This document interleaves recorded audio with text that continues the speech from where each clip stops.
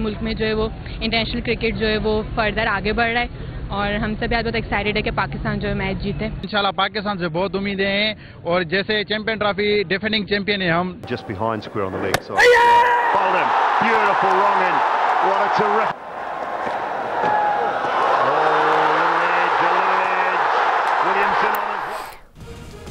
बिस्मिल्लाहिर्रहमानिर्रहीम, अस्सलाम वालेकुम नाज़रीन। दुश्मनों की तमाम साजिशें नाकाम हो गई। पाकिस्तान को खेल के मैदान में बड़ी कामयाबी मिल गई है।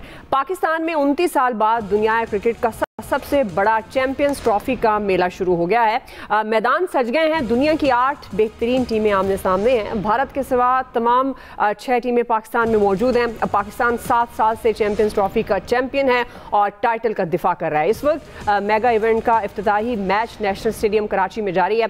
पाकिस्तान और न्यूजीलैंड मद्दे मुकाबिल हैं। चौकों छक्कों की बरसात है, विकेटें उड़ाई जा रही हैं। शायकीन का जोश देखने के काबिल है।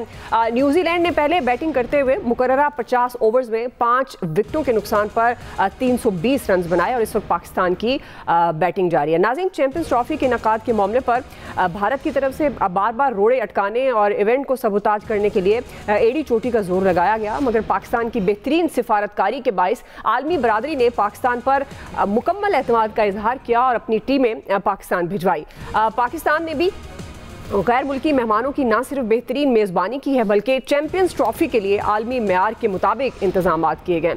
अरबों रुपए खर्च करके नए स्टेडियम बनाए गए, सिक्योरिटी के सख्त इंतजाम किए गए जिसे दुनिया भर में सराहा जा रहा है। नाज़रीन, बेहतरीन इंतजाम और मेहमान नवाजी पर गैर मुल्की प्लेयर्स भी खुश नज़र आते हैं और पाकिस्तान की मेज़बान तारीफ करते नजर आते हैं। 1996 के वर्ल्ड कप के बाद 29 साल बाद पाकिस्तान में ICC का कोई मेगा इवेंट होने जा रहा है।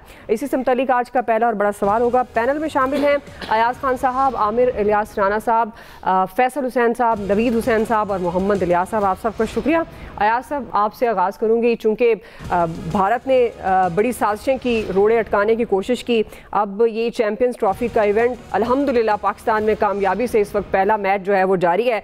ये और बात है कि मैच पाकिस्तान जीतता है या क्या सिचुएशन होती है, इस पर भी आप कमेंट करना चाहें तो करें, लेकिन ये जो सिफारती सतह पर क्या है, इसको कामयाबी कहना चाहिए चैंपियंस ट्रॉफी का इनेकाद, और ख़ास तौर पर बहुत सारे सिक्योरिटी खदशात, बहुत सारी ख़ास तौर पर भारत के हवाले से अगर हम बात करें तो उनको बहुत सारे तहफ़्फ़ुज़ात थे और हैं, और इस सब के बावजूद इतना बड़ा इवेंट का मुनक्किद होना ये कितनी बड़ी कामयाबी है? दुआ अगर इंडिया को इस वक्त क्रिकेट की सुपर पावर कहा जाए तो गलत नहीं होगा। जैसे कि मैं हमेशा ICC को भी इंडियन क्रिकेट काउंसिल कहा करता हूँ, उसका इतना ज़्यादा असर और रसूख हो गया हुआ है कि उसकी साजिशों से बचना बहुत मुश्किल था। उस हिसाब से तो बहुत बड़ा क्रेडिट जाता है पाकिस्तान में चैम्पियंस ट्रॉफी का होना, और नो डाउट उसमें मोहसिन नकवी साहब कैप्टन हैं इस शिप के, जो यहाँ तक पहुँचाने में कामयाब हुए। बहुत हाइब्रिड मॉडल का शोर हुआ। फिर स्टेडियम्स के हवाले से इंडिया ने बातें शुरू कर दी कि स्टेडियम्स टाइम पे कंप्लीट नहीं हो सकेंगे, वो भी हमने करके दिखा दिए। और आज जो ओपनिंग मैच हो रहा है पाकिस्तान और न्यूजीलैंड का, वो भी एक रेनोवेटेड स्टेडियम में हो रहा है। ज़ाहिर है वो किसी पुराने स्टेडियम में नहीं हो रहा। परफॉर्मेंस अलबत्ता ज़ाहिर है उस पर तहफ़्फ़ुज़ात हमारे इसलिए हैं कि क्योंकि पहले भी हम बार बार ये कहते रहे कि टीम की सिलेक्शन ठीक नहीं हुई। अब वो बात फिर है ना कि वो पाकिस्तानी टीम खेल रही हो तो फिर बात दुआओं पे आ जाती है कि नहीं जी दुआ करो कि पाकिस्तान जीत जाए। मुझे समझ नहीं आती कि इतने अच्छे इंतजामात करके इतना बड़ा टूर्नामेंट पाकिस्तान में करा के और इतने खूबसूरत स्टेडियम बना के आपने ये सिलेक्शन कमेटी को मतलब इस तरह का इख्तियार दे दिया कि उन्होंने एक टीम ऐसी सेलेक्ट कर दी। लोगों को बहुत खुशी है। ज़ाहिर है बहैसियत पाकिस्तानी हमारा सबका सर फ़ख्र से बुलंद होना चाहिए कि देखिए इंटरनेशनल क्रिकेट के 3 बड़े टूर्नामेंट्स होते हैं। एक तो 50 ओवर्स का वर्ल्ड कप है, एक T20 वर्ल्ड कप है और उसके बाद चैंपियंस ट्रॉफी है। बाकी ये एशियन कप भी होता है, वो चीज़ें चलती रहती हैं। टेस्ट चैंपियनशिप का भी ज़ाहिर है वो एक फाइनल हुआ करता है। लेकिन ये 3 बहुत बड़े इवेंट्स हैं जिसमें लोगों का बहुत ज़्यादा इंटरेस्ट होता है। तो इसका मुनक्किद होना इट्सेल्फ बहुत बड़ी बात है पाकिस्तान में, क्योंकि पाकिस्तान के बारे में जिस तरह से नेगेटिव इमेज इंडिया हमेशा वो दुनिया को बताने की कोशिश करता है। ज़ाहिर है इंडिया की सुनी भी हमसे ज़्यादा जाती है, उनकी मानी भी हमसे ज़्यादा जाती है, और क्रिकेट में चूँकि पैसा सबसे ज़्यादा इंडिया ने देना होता है, इसलिए वो मैं उनको सुपर पावर कह रहा हूँ क्रिकेट की। वरना टीम हमारी कम नहीं है, हमारी छोटी छोटी कोताहियाँ होती हैं जो हमें मतलब वो उससे शिकस्त से भी दो चार कर देती। हार जीत खेल का हिस्सा है, बिल्कुल हारने में कभी वो नहीं दुखी नहीं होना चाहिए, लेकिन वो जाहिर है टीम की सिलेक्शन ठीक हो, टीम लड़ के हार जाए कोई इशू नहीं। जब 3 आउट कर लिए थे आज न्यूजीलैंड के बहुत जल्दी, और मैं देख रहा था पिच डबल पेस्ड है, उसमें अनइवन बाउंस भी नजर आ रहा था कि अबरार के शुरू के ओवर्स में ही बॉल बहुत नीची रह रही थी। अभी अगर आपने देखा हो जब पाकिस्तान की इनिंग शुरू हुई है तो पहली या दूसरे ओवर में बाबर को जो पहली गेंद पड़ी वो बहुत नीची रही, इसके बावजूद आपने आपकी बॉलिंग जो हमारा हमेशा से वो स्ट्रॉन्ग उड़ रहा है इतनी कंप्लीट, आपने एक स्पिनर ही स्पेशल स्पिनर कम खिला लिया, समझ नहीं आ रही मुझे क्यों।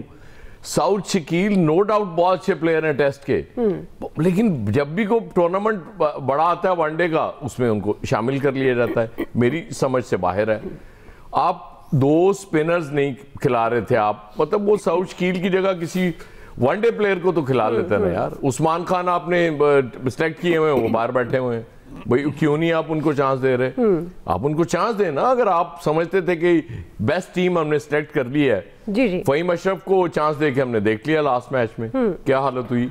तो मेरे ख्याल में ये सारी रौनकें ये मान पड़ जाएंगी अगर खुदा ना खास्ता पाकिस्तान सेमीफाइनल में ना पहुंच सका, though it's too early to comment. जी जी अभी जाहिर है आखिरी गेंद तक तो ज़िमनी सवाल 320-21 का हदफ है, तो आपको लगता है कि ज्यादा है इसके लिए तो मुश्किल होगा? मुझे वो मैंने गालिबन ट्वीट भी किया, मुझे गालिब के मिसरे की वो मुझे याद आया ना, ये टारगेट नहीं आसान, बस इतना समझ लीजिए। इतना समझ लीजिए। जी आमिर साहब टारगेट आसान नहीं है, लेकिन चैंपियंस ट्रॉफी का इनकाद इटसेल्फ आपके ख्याल में ये कितनी बड़ी सिफारती कामयाबी है? देखें, कराची के शायकीन का गिला इस वक्त सोशल मीडिया पे चल रहा है कि वहाँ कम तादाद में हैं। अब तो खैर नज़र भी आ रहे हैं कुछ। पहला तो यही है अहले कराची से कि भाई आपके पास जब नहीं होता था कि जी लाहौर में क्यों हो रहा है, तो फिर लाहौर और पिंडी के तो टिकट यहाँ पे लोग ढूंढते फिर रहे हैं, टिकट ही नहीं मिल रहे, 2 घंटे में बिक गए थे। क्या चक्कर हुआ ये हमारे 2 साहब बैठे हुए कराची से कुछ बता सकेंगे। और जो अयाज साहब बात कर रहे थे कि दुआ पे, हम तो वर्ल्ड कप भी 1992 का दुआ पे ही जीते थे हुजूर। दुआ तो अब हमारे साथ बैठी हैं, लेकिन वो दुआ तो बचपन के साथ अल्लाह मियाँ ने लगाई हुई है हमारे कि जो है अल्लाह करे वो हार जाए, अल्लाह करे वो जीत जाए। तो हम इस तुक्के पे हम वर्ल्ड कप के सेमीफाइनल में गए थे और वो इंजमामुल हक ने हमें जितवा दिया था।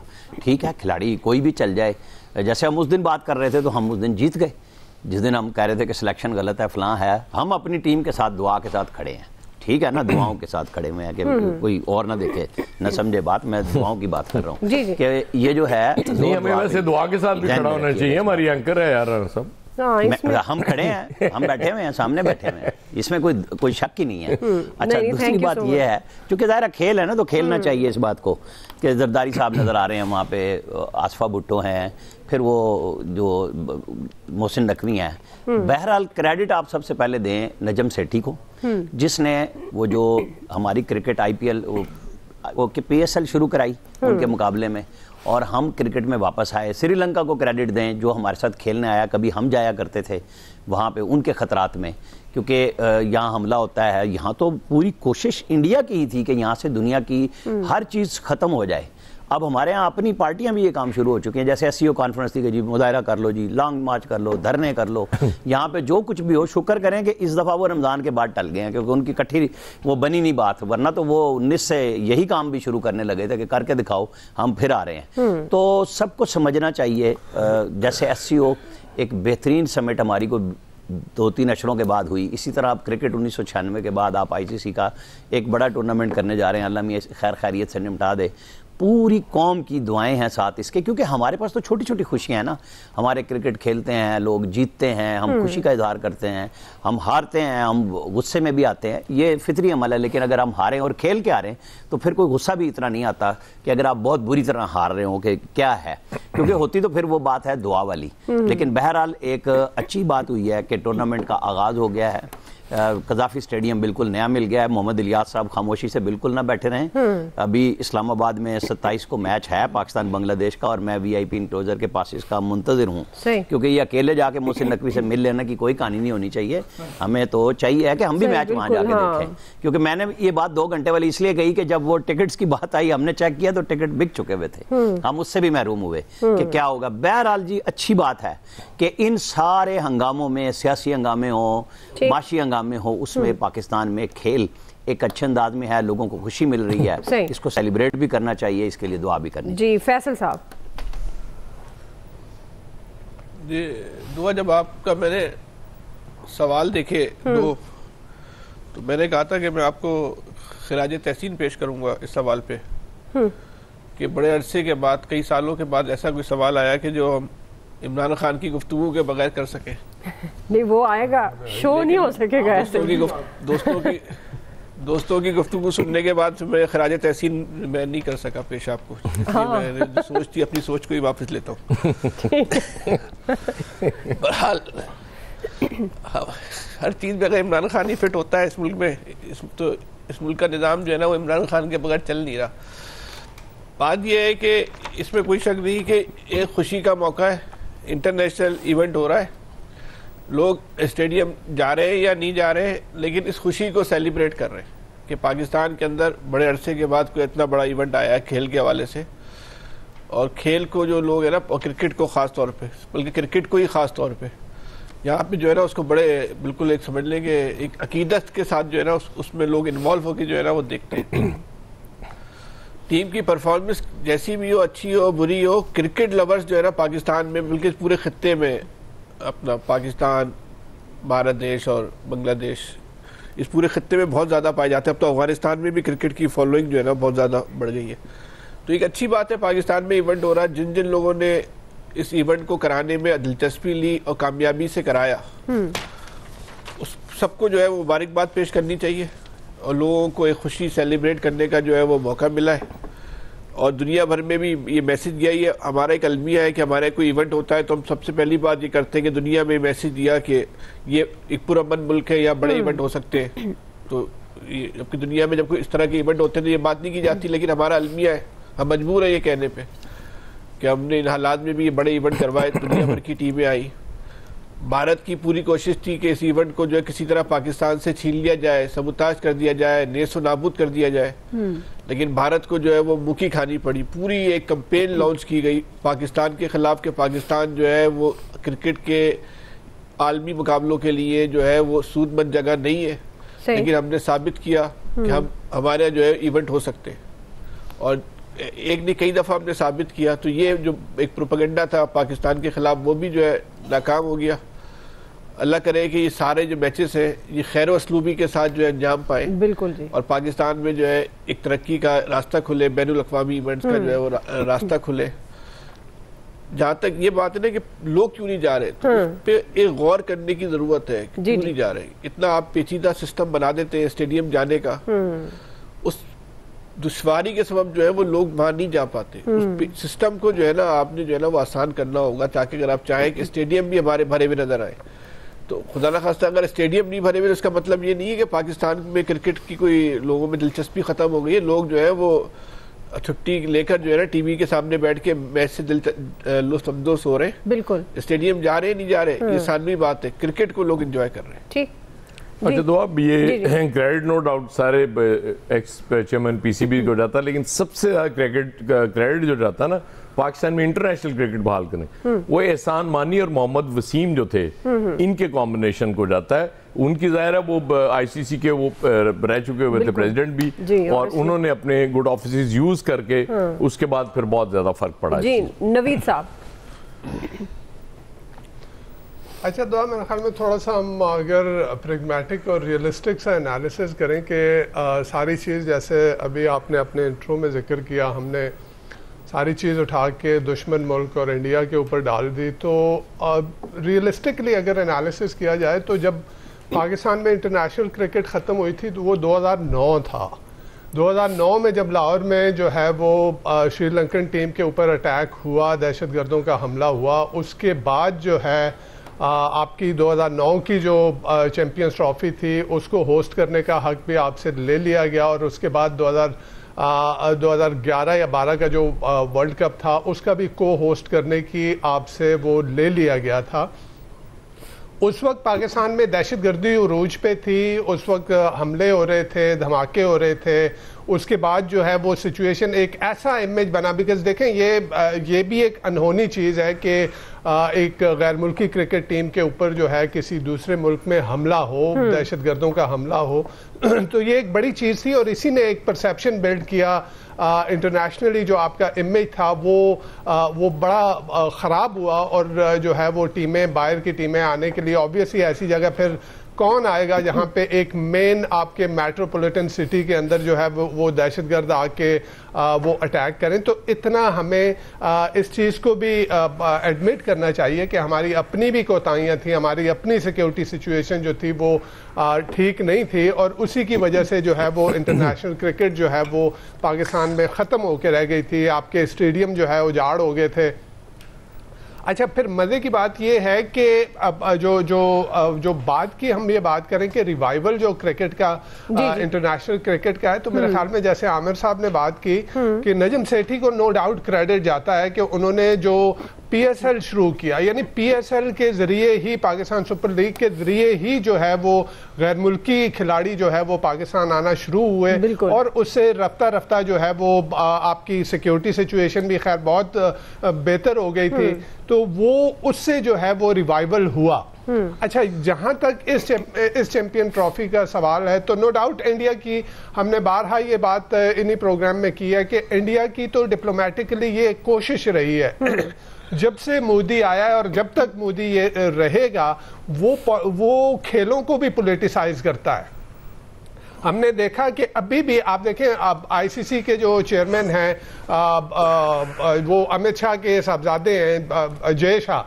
अब जय शाह ने ICC के हर एक इवेंट को देखें अपने सोशल मीडिया के ऊपर इंडोर्स किया, प्रमोट किया, लेकिन पाकिस्तान में चैंपियंस ट्रॉफी हो रही है उसके बारे में कल तक तो कुछ नहीं कहा था। आज मुझे नहीं पता अगर उन्होंने कोई ट्वीट वगैरह किया हो, लेकिन देखें वो ICC के चेयरमैन हैं, और इससे वो अब देखें ना, अमित शाह कौन है? अमित शाह जो है वो मोदी के दस्ते रास्त है। मोदी जब से आया है, और ये उसकी एक कैंपेन रही है डिप्लोमेटिकली पाकिस्तान को आइसोलेट करना, पाकिस्तान को ऐसे दिखाना कि एज इफ वो दहशतगर्दी का गढ़ है, अपनी सारी जो कुछ वो दुनिया में कर रहे हैं उसके ऊपर जो है वो पर्दा डालते हुए। यही अब चाहिए ये था कि ICC के चेयरमैन होने के नाते जो कर्टन रेजर लाहौर में हुआ तो वहां पे जय शाह को होना चाहिए था, लेकिन वो नहीं आया। उसकी वजह ये है कि वो पॉलिटिक्स, वो खेल को जो है पॉलिटिसाइज करते हैं। लेकिन यहाँ पे एक चीज और जो सबसे इम्पोर्टेंट है वो ये कि इस दफा जिस तरह से डील किया गया इंडिया के साथ और ICC के साथ, हमने पहले भी ये देखा कि 12 इवेंट्स हुए और उन इवेंट्स में जो है इंडिया नहीं आया, लेकिन उसके बावजूद हमने अपनी टीमें वहां भेजी, हम वहां जाके खेले। लेकिन इस दफा मेरे ख्याल में ये एक बड़ा एक जरूरतमंदाना और एक जो है वो इसको कहें कि ये कामयाबी थी कि उन्होंने आगे जो 2 इवेंट इंडिया में हो रहे हैं कि वहां पे भी पाकिस्तानी टीम जो है वो खेलने नहीं जाएगी। तो ऐसा नहीं होता कि हम सिर्फ ये कहें कि जी हम ताली एक हाथ से नहीं बजती। अगर हम ये कहें कि जी हम ही खेल को पॉलिटिसाइज नहीं करेंगे और इंडिया की तरफ से मुसलसल ये एफर्ट की जाए कि जी आपको आइसोलेट करना है, तो ऐसा नहीं होगा। तो मेरे ख्याल में ये एक बड़ा अच्छा फैसला था पाकिस्तान क्रिकेट बोर्ड और पाकिस्तान की गवर्नमेंट की जानिब से। मुझे फिर एक बात याद आ गई, किसको देना चाहिए? नजम सेठी साहब का एक और क्रेडिट भी है। जी बताएं। वो वर्ल्ड 11 भी उनके दौर में आई थी। वो आपको फिर मुझे इमरान खान का जिक्र करना पड़ेगा जिसको उन्होंने रेलू कट्टों की टीम कहा था। सही है, उसका भी बड़ा क्रेडिट है इंटरनेशनल क्रिकेट के बारे में। इलियास साहब?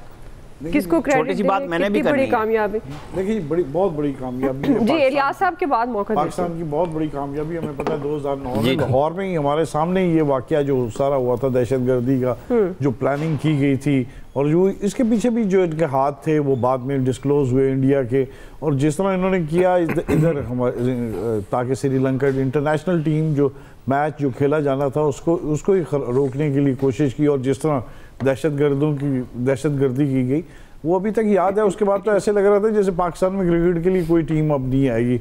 एक ज़माना था कि सुनसान हो गई थी ये कज़ाफ़ी स्टेडियम और दूसरी रावलपिंडी में कराची स्टेडियम में, यहाँ पाकिस्तान में कोई भी नहीं टीम आना चाहते थे।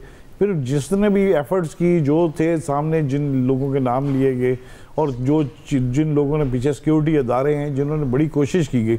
एक दफ़ा यहाँ याद है, एयाज साहब को भी याद है, बल्कि एयाज साहब अंदर ही थे कि बाहर फिर एक दफ़ा हंगामा हो गया था, दहशतगर्दों ने हमला कर दिया था इधर। तो ये इस बड़ी कुर्बानियाँ दी, काफ़ी दूर धमाका हुआ था एक, लेकिन वैसे ये काफ़ी हुई तो, लेकिन अब उसके बाद हमने सीखा सिक्योरिटी के इंतजाम जो किए गए बहुत बेहतर किए गए। आपको पता है कि एक लंबा रूट है, इसमें पूरे शहर में एक बड़ी प्लानिंग होती है और उसके लिए प्लानिंग की गई, और इस दफ़ा तो अल्लाह ताला का शुक्र है कि पूरे मुल्क में प्लानिंग की गई और हमने अपने अप टू मार्क जो स्टेडियम्स बनाए जिसमें पैसे लगे जो। लेकिन एक चीज़ है कि ये वो नहीं लगता कि आर्टिफिशियल जैसा क्रिकेट बहाल करें, ये रौनकें जो बहाल हुई हैं आप देख लें कि लाहौर में टिकट नहीं मिल रही। आमिर साहब तो उधर की बात कर रहे हैं ना, लाहौर में पासेस नहीं मिल रहे। हमें भी जवाब दे दिया आपने। हाँ जी, तो वो ये कोई कहता है ना कि पासेस मिल गए तो ये फेक न्यूज़ है। इस चीज को कभी मैं टिकट दी गाली नहीं की थी, मैं पासेस दी की थी। नहीं वो भी कह रहे हैं पास भी कहते हैं भूल जाओ, टिकट मिलता है तो मैं ही ले लेता। मिल जाते टिकट मिले, टिकट तो 1.5-2 घंटों में बिक गया। राणा साहब कहते हैं पास भी भूल जाओ। अब ये देख लें कि इंडिया की आंखों में आंखें डाल के पहली दफा बात की है सरबराही जो हो रहा है जुल्म, और उनको नहीं साढ़े थे आप हो रहे हैं 80 के सबसे बड़े शौकीन है वो। इस तरह देखें आपने इस दफ़ा ये है कि उनके साथ इंडिया के साथ जिस तरह बातचीत की गई, कई दौर हुए आईसीसी में, लेकिन पाकिस्तान ने ये नहीं किया कि उनकी बात मान ली, उनको बताया कि जी पाकिस्तान बिल्कुल ठीक है, और जो हमारा एक मुकाम था वो उस पर दोबारा हम आए और पाकिस्तान ने बिल्कुल। अब ये है कि टीम अल्लाह ताला कामयाब करे जिस तरह भी है, लोगों को ये नहीं है टीम, लोग इस बात से खुश हैं कि जी पाकिस्तान में अब इंटरनेशनल क्रिकेट होगी और देखने को मिलेगी। जैसे पहले हुआ करती थी कि इधर गेट्स खुले होते थे, बच्चे जाके देखते थे, सब इजी जाके देखते थे, एक्सेस होती थी सबको देखने की। तो ये स्टेडियम भरेंगे, आप देख लीजिएगा, लाहौर में होगा, जब कराची में भरेंगे, पिंडी में भी आहिस्ता आहिस्ता। बिल्कुल आप पासेस लाके दें, जरूर जाएंगे, जरूर भर देंगे स्टेडियम जाके, बिल्कुल भर देंगे, ट्रैफिक ना फंसे, बाकी सब ठीक है। सही है। आमिर साहब क्विकली कमेंट करना चाह रहे थे, आप ब्रेक की तरफ जाना। बस मैं वही कह रहा था कि जो बात हुई ना, जाहिर है कि लाहौर और पिंडी में भी वही सिस्टम है जो कराची में था, तो टिकट की गुब्बारगिरी में न डालें लोगों से। मैंने इसीलिए अहले कराची से सवाल किया कि भाई आना चाहिए था और बढ़ बढ़ के आना चाहिए था, क्योंकि ये तो कोई नहीं है कि वहाँ कोई सिस्टम और था और यहाँ कोई और है। ये नवीद साहब बात कर रहे थे ना, ये काफी अरसे से शिकवा है, दहशतगर्दी वाली जो बात कर रहे थे, देखें इशू ये इसीलिए मैंने की बात कि जब हम उनकी यूथ की बात करते हैं, उनके साथ इश्यूज पे बात करते हैं, तो उन्हें भी खुद आगे आना चाहिए सब जगह मिलके। इशू ये है कि इसमें इंडिया के आप साजिश को कैसे नजरअंदाज कर सकते हैं जो श्रीलंका पे हमला हुआ लाहौर में। उनकी तो ख्वाहिश ही यही थी और सबसे बड़ा फायदा भी इंडिया ने उठाया, इसलिए उसके ऊपर इल्जाम जाता है। और अब भी जो कुछ इंडिया कर रहा है वो उस बात की गमादी कर रहा है कि पीछे इन्हीं लोगों का हाथ था। ठीक चले नाज़रीन, क्विकली हम ब्रेक ले रहे हैं जी, ब्रेक से वापस आएंगे। बड़ा सवाल, पीटीआई ने बानी चेयरमैन की नाअहली का खात्मा, रिहाई के लिए ऑफर की पेशकश का दावा कर दिया। हम सवाल ये उठा रहे हैं कि बानी को रिहाई की पेशकश की गई है या वो जेल से निकलने के लिए मिन्नत समाजत कर रहे हैं, असल हकीकत है क्या? राय लेते हैं ब्रेक के बाद।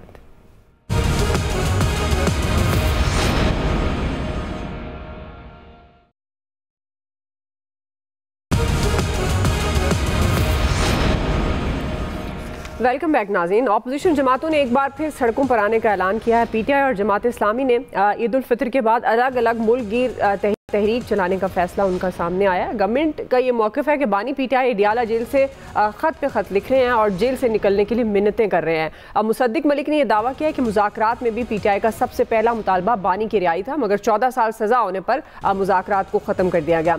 नाज़रीन, इसके साथ ही तहरीक इंसाफ ने इसके बरक्स ये दावा किया है। सुन्नी इत्तेहाद कौंसिल के सरबराह और पीटीआई के अहम इत्तेहादी हैं साहबजादा हामिद रज़ा, उन्होंने कहा कि रिहाई के लिए मिन्नतें करने के जो दावे हैं वो दुरुस्त नहीं है, उन्होंने मुस्तरद किया है। उन्होंने ये इंकशाफ किया है कि बानी पीटीआई से मिन्नतें की जा रही हैं कि जेल से बाहर जाएं, उनकी 3 माह में नाअहली ख़त्म कर देंगे, मगर वो नहीं माने और उसने सबसे पहले यानी बानी पीटीआई ने वर्कर्स की रिहाई का मुतालबा किया है। आमिर साहब, आपसे आगाज़ हुकूमत का मौक़िफ़ है कि बानी पीटीआई जेल से निकलने के लिए मिन्नतें कर रहे हैं, पीटीआई का मौक़िफ़ ये है कि उनसे मिन्नतें की जा रही हैं कि वो बाहर आ जाएं, नाअहली ख़त्म करने की ऑफ़र की जा रही है। आपके ख्याल में ये मिन्नत समाजत कर कौन किससे कर रहा है? बानी पीटीआई कर रहे हैं हुकूमत से या हुकूमत पीटीआई से बानी पीटीआई से कर रहे हैं? असल बात है क्या? असल क्या बात है, सारे सच्चे हैं सारे झूठे हैं, हर पार्टी का अपना अपना मौक़िफ़ है। जब अली अमीन गंडापुर ने कहा 99% मामला तय हैं, तो किसी ने तरदीद की पीटीआई से कि नहीं तय हुए, और वो किस शर्त पे थे? मैंने आपको ये बात बताई थी कि जितनी भी मिन्नत तरला पीटीआई की तरफ से हुआ तो उनको बताया गया 9 मई भी मौजूद है और फिर खामोशी भी रखनी होगी। तो अगर खान साहब खामोशी नहीं रख रहे तो वो दोनों तरफ क्यों खेल रहे हैं अपनी टीमों के साथ? एक को मुज़ाकरात के लिए कहते हैं और एक को कहते हैं तुम चढ़ाई रखो। मैंने आपको बताया कि अब GHQ हमला केस फाइनल स्टेजेस पे जा रहा है। अब ये जितनी भी कहानियां हैं, पहले 190 मिलियन पाउंड केस पे था, वो जिसके साथ लगे थे उसकी भी तबाही और बर्बादी की तरफ चले गए लेके। अब इधर भी, अब यहाँ पे 8 सिटिंग पार्लियामेंटेरियन हैं और 100+ वो लोग हैं जो मुलजिम हैं, जिनकी USBs 13 मौजूद हैं, जो ये बार बार खत में दावे करते हैं ना, जिस खत का कोई वजूद नहीं है कि जी हमने तो हवा में लिखा, क्योंकि ज़ाहिर है जेलर की स्टैंप तो नहीं है, और जिसमें कहते हैं कि जी हमें CCTV दें, और भाई एक दरखास्त दो और ले लो, सबूत मौजूद है। वो जो कहते थे ना बार बार, हम भी तनकीद करते थे कि जनाब फार्मेशन कमांडर कहते थे, और GHQ में मीटिंग होने वाली कोर कमांडर की प्रेस रिलीजों में लिखा जाता था कि जनाब हमारे पास नाकाबिले तरदीद शवाहिद मौजूद हैं। तो 13 USB इस वक्त एंटी टेररिस्ट कोर्ट में मौजूद है, जुर्रत करें वो ले लें और दिखा देंगे उसमें कौन कौन क्या बोल रहा है। अभी अगले मरहले में तो PID, पैमरा, इन सब ने शवाहिद देने हैं, और मैं बार बार कह रहा हूं चक्री में जो मीटिंग हुई उसका एक गवाह एंटर होगा, उसको जितना मर्जी ड्रामा कर लें वही सबूत देगा फाइनल के मीटिंग में कौन कौन था, क्या गुफ्तगू हुई थी, वहां जाके जरा घूम लें कि वहां किस किस के वो लोग जिनमें से एक बड़ा आदमी अलग से अंदर है, उसके किस भाई का घर है, वहाँ कौन कौन थे और वो क्या गवाहियां देंगे, ये सारे खतूत मिन्नत तरले सारे बाहर आ जाएंगे। चलिए यार साहब, देखिए मुसद्दिक मलिक साहब कह रहे हैं कि पहला मुतालबा पीटीआई का ये था कि बानी को रिहा कर दें। ये बात उन्हें उस वक्त करनी चाहिए थी जब मुज़ाकरात हो रहे थे, तब हमें कोई ऐसी बात सुनने को नहीं मिली। अब वो कहा जा रहा है बार बार जी मिन्नतें कर रहे हैं, मिन्नतें कर रहे हैं। अगर वो वाकई मिन्नतें कर रहे होते तो अब तक बाहर आ चुके होते या बाहर जा चुके होते। तो इसलिए मुझे ये दावा तो ठीक नहीं लगता कि बाहर आने के लिए वो मिन्नतें कर रहे हैं। बाकी वो जो नाकाबिले तरदीद सबूत हैं वो लाएं और सजा दिलवाएं, और मतलब अब तो कोई इशू ही नहीं है ना सजा दिलवाना। अब तो जाहिर है अदलिया भी सारी अपनी है अल्लाह के फजल से।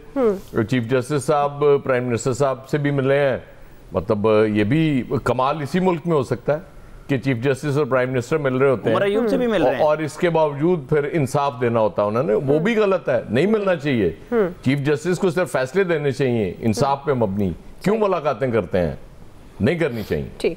ठीक है, क्विकली नाज़रीन ब्रेक से वापस आएंगे, इसी सवाल पे दीगर एक्सपर्ट्स की राय लेते हैं।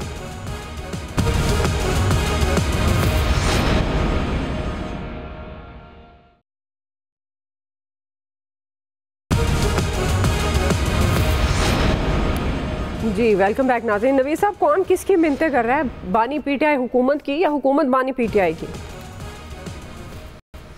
अच्छा, दुआ ये कहना कि जी इमरान खान साहब जो है वो गवर्नमेंट की मिन्नतें कर रहे हैं या पीटीआई मिन्नतें कर रही है, तो अगर वो देखिए 1.5 साल से वो जेल में बैठा हुआ है और जो है वो अब भी यही कह रहा है कि मैं कोई डील करके बाहर नहीं आऊँगा, तो मेरे ख्याल में ये बात समझ में आने वाली नहीं है गवर्नमेंट की कि जी वो पीटीआई या इमरान खान साहब जो है वो मिन्नतें कर रहे हैं। हाँ, दूसरी तरफ जो है गवर्नमेंट जो है उसके मेरे ख्याल में उनको काफ़ी तशवीश है। तशवीश इस वजह से भी है कि देखें, अगर ट्रंप जिस तरह से लेके चल रहा है अमेरिका की फॉरेन पॉलिसी को, तो कुछ भी एक्सपेक्ट किया जा सकता है। वहाँ पे जो अमेरिकन पाकिस्तानी अमेरिकन हैं उन्होंने भी लॉबिंग शुरू की हुई है, पीटीआई ने भी लॉबिंग शुरू की हुई है। मैं ये नहीं कहूँगा कि एक तीसरे मुल्क को अपने अंदरूनी मामलात में जो है उसको लेके आना ठीक बात है, लेकिन जब सिस्टम पर से यकीन उठ जाए तो फिर उनके पास लामाला, उनके पास और ऑप्शन कोई नहीं है। और इस वक्त ये देखें कि डोनाल्ड लू जो था उसको जो शख्स रिप्लेस कर रहा है उसका नाम है पॉल कपूर। अब पॉल कपूर कौन है? पॉल कपूर जो है वही शख्स है जिसने जिहाद एज ए ग्रैंड स्ट्रैटेजी के नाम से किताब लिखी थी और उसमें पाकिस्तान को बहुत शदीद तनकीद का निशाना बनाया था। तो यही वजह है कि आप देखें कि ट्रंप की इनॉग्रेशन होती है और बिन बुलाए जो है वो हमारे इंटीरियर मिनिस्टर साहब वहां पहुंच जाते हैं। फिर यहाँ पे जिस तरह से कायम मकाम अमरीकी सफीर से जो है जिस तरह से प्राइम मिनिस्टर मिल रहे हैं, हमारे इंटीरियर मिनिस्टर मिल रहे हैं, तो मुझे लगता है कि गवर्नमेंट को जो है उनको तशवीश है कि कोई ऐसी चीज ना हो जाए। तो बेहतर ये होगा मेरे ख्याल में कि वो इस चीज को इन हाउस ही सेटल करें, ठीक है, बजाय इसके कि ट्रंप की तरफ से कोई चीज आए। फैसल साहब, देखिए, अगर इमरान खान मिन्नतें और तलरे कर रहे हैं तो हुकूमत को चाहिए नहीं माने, बिल्कुल नहीं माने उनकी बात। और ये तो हुकूमत वैसे भी ऑडियो वीडियो लाने की मास्टर है, तो मिन्नतें कर रहे होंगे तो उसकी ऑडियो भी होगी, वीडियो भी होगी। आप 12 मई की मत लेकर आए, मिन्नतें तलने की उन्हें वीडियो रिलीज करवा दें। आप दूध का दूध पानी का पानी हो जाएगा। जो लोग ये दावा करते हैं ना कि इमरान खान ने जो है मिन्नत नहीं की और वो डटा हुआ है और आज तक कभी पाकिस्तान की तारीख में ऐसा सियासी कैदी नहीं आया, ये पूरी कौम दावा कर रही है, ये पूरी कौम झूठी हो जाएगी। अब लिया है वीडियो खत्म करें, कहीं कर रहा होगा ना, जबान से कर रहा होगा, लिख के कर रहा होगा, किसी गुफ्तगू में कर रहे होंगे, मिन्नतें तो आदमी ख्वाब में आके तो नहीं कर रहे होंगे ना। तो जहाँ भी कर रहे हैं आप उसकी वीडियो रिलीज कर दें, ताकि ये जो लोगों का खुमार है ना इस कौम का, खासतौर पर इस कौम के नौजवानों का जो है कि इमरान खान ये काम नहीं कर सकता, इमरान खान ने जो है पाकिस्तान की सियासत की तारीख को तब्दील कर दिया, वो सारा खुमार निकल जाएगा। लिया है वीडियो, आप खत्म करें इस गेम को, चैप्टर ही क्लोज करें। ठीक जी, इलियास साहब। जी बिल्कुल, ऐसा जो मुज़ाकरात हो रहे हैं, जो मुज़ाकरात होने जा रहे थे उसमें तो कुछ नहीं हुआ। उसमें तो कोई बात करने के लिए क्या बैठ के वो सारा करते रहे, मुज़ाकरात किधर गए, ख़त्म, वो हवा में थे। वो इसी तरह होना था कि नहीं अब बैठ गए, अब बस वैसे ही लगे हुए हैं कि बातचीत के जी इस तरह निकलने की कोशिश कर रहे हैं। पहले जिस तरह कह रहे हैं कि गंडापुर साहब ने कर लिया ये बात के वो इधर रहेंगे, इस तरह रहेंगे, इसको ब्लैक एंड वाइट में लेके आना चाहिए। बिल्कुल इसी तरह जो भी चीज़ें हैं सामने लेके आना चाहिए। वैसे तो ऑडियो वीडियो बहुत ज़्यादा निकल आती, अब भी निकलनी चाहिए, ताकि वो सही बात कहते हैं फैसल भाई कि लोगों का, नौजवानों को पता चले वीसीआर खत्म हो गया, असल हकाइक क्या है, क्या वजह है, किस तरह केसेस तो चलते रहेंगे। गंडापुर का इंटरव्यू वीडियो में ही है, ऑडियो लीक नहीं हुई। अच्छा, 99% तय होने, तो वो ये सारे मामले अगर तय हो गए थे तो उसको पूरा करें। या वो बंदा खुद नहीं निकलना चाहता, वो कहते हैं वो खुद नहीं निकलना चाहते, वो कहते हैं तरले डाल रहे हैं। सही है। असल मामला पता नहीं चल रहा, इसमें 2 साल ऐसे ही गुजर जाएंगे। चलें, आपको पॉइंट आ गया वक्त है जी। आज के एक्सपर्ट से इतना ही, ख्याल रखिए।